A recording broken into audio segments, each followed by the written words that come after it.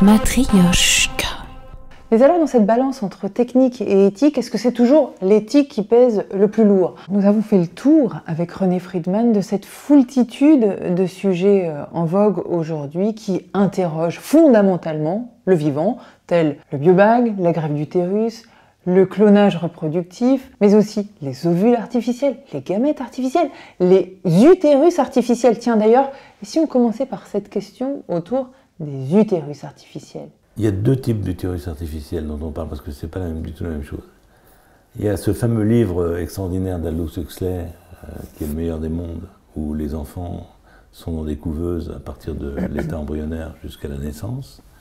Ça, c'est un grand livre de romans dystopiques, il y en a quelques-uns comme ça, mais celui-là est la référence majeure. On est en 1930. On est en 1930, c'est incroyable qu'il ait imaginé ça. Et là, 100 ans plus tard? Et là, alors, et 100 ans plus tard, c'est toujours pas possible, heureusement. Non, mais ça veut dire que l'éthique tient quand même. C'est pas l'éthique. C'est quoi? C'est l'impossibilité de le faire. D'accord. Mais pour l'instant, c'est impossible. Et à mon avis, pour longtemps. Mais par contre, et c'est ce que je raconte dans le livre, c'est qu'il y a quand même des équipes qui travaillent sur le tout début du début. C'est-à-dire sur le lien entre un embryon et l'utérus, un utérus recomposé. Parce qu'on arrive à créer des utérus du tissu utérin en 3 dimensions, avec des imprimantes biologiques. Si ça marchait, ça ouvrirait peut-être la porte au stade ultérieur. Mais déjà, tout récemment, je dirais, ce qu'on appelle les embryons synthétiques, c'est-à-dire à partir d'une cellule non fécondée, le développement vers ce qui va devenir un embryon, un embryoïde, qu'on appelle, c'est pour voir comment se mettent en place toutes nos cellules. Donc c'est pour comprendre les malformations, mais c'est pas pour réaliser la naissance d'un enfant. Donc ça fait partie de la recherche. Ça vous inquiète ou ça vous rassure, ce genre d'avancée? Je suis pas très inquiet parce que je pense que c'est vraiment pas possible. Je vois vraiment pas le pourquoi du comment, mais surtout la faisabilité d'un embryon qui se développe pendant 9 mois dans une cage de verre. Par contre, la deuxième utérus artificiel, ce qu'on appelle l'utérus artificiel tardif, ce qu'on appelle le biobag. Alors c'est quoi le biobag? Les pédiatres et les néonatologistes ont su prendre en charge et traiter des enfants très prématurés. Il y a eu ces prises en charge d'enfants nés de 23 à 24 semaines, donc tout petits, plus de 500 grammes, 500 grammes étant la limite, et qui ont donné lieu à des beaux résultats, aussi à des décès, aussi à des séquelles, mais aussi à des succès. Par contre, s'il y a une naissance qui se fait un peu plus tôt, c'est au 5e mois, là on ne sait pas que faire.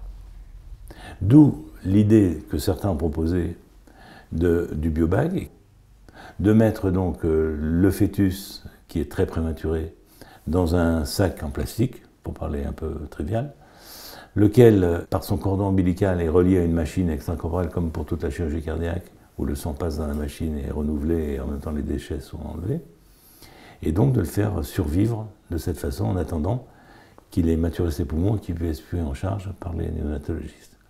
Dans ces avancées scientifiques qui vous paraissent faire sens aujourd'hui, est-ce qu'il y en a d'autres, par exemple le progrès sur les gamètes, ou est-ce qu'il y en a... Oui, alors, il y a eu, il n'y a pas longtemps quand même, par exemple, la vitrification des ovocytes. La possibilité de congeler des ovocytes est partie du fait que des jeunes femmes qui étaient traitées pour un cancer allaient en même temps guérir de leur cancer et en même temps bousiller leurs ovaires.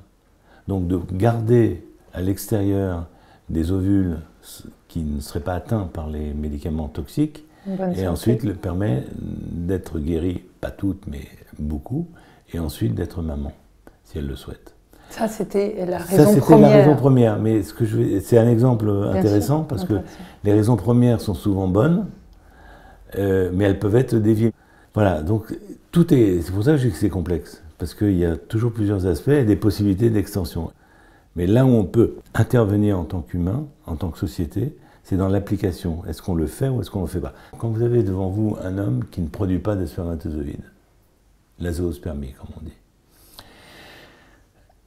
qu'est-ce qu'il a comme solution, à part l'adoption, s'il veut être père? C'est d'avoir recours à un don de sperme. Mais on peut aussi penser qu'à partir toujours d'une de ces cellules, en recréant un embryon par les moyens des cellules souches induites, qu'on induit par l'injection de gènes particuliers, on peut recréer des cellules originelles qui vont donner les spermatozoïdes. Donc, on est devant une situation, on se dit, mais après tout, cet homme-là, il ne produit pas dans ses testicules les spermatozoïdes, mais on pourrait produire des spermatozoïdes à partir de sa peau.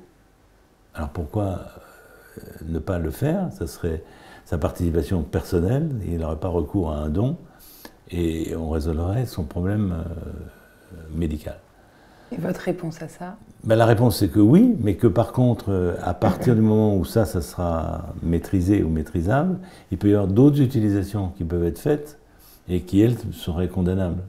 Donc, c'est toujours le même principe. On met des pas en avant, puis on se trouve devant d'autres contradictions sur lesquelles ce qui est fondamental, c'est plutôt la pensée que l'on a, la barrière que l'on met sur le plan éthique, mais pas sur la faisabilité. Quand c'est pas faisable, ça pose pas de problème.